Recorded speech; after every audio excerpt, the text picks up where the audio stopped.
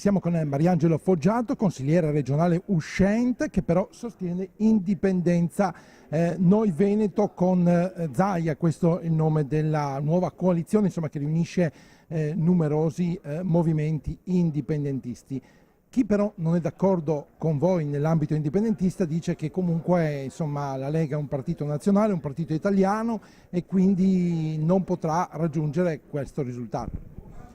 Ma io rispondo che l'unico partito è in testa il suo presidente, che in Consiglio regionale ha votato per la prima volta, e questo è un fatto storico, la possibilità che i veneti abbiano un referendum sulla questione dell'indipendenza. Non è mica poco questa cosa qua, per me è stato più che sufficiente, oltre all'amicizia personale col presidente che non è mai mancata, è una cosa reciproca, le strade si sono divise, però adesso si ricongiungono perché l'obiettivo è comune.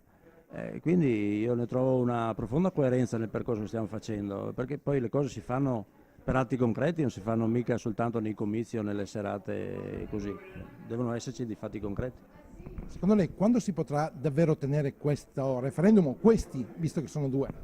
Beh, il Presidente si è impegnato a darne corso nella prossima legislatura con velocità, lui stesso annuncerà un percorso molto veloce, questo lo sappiamo, a giorni ci saranno delle novità in questo.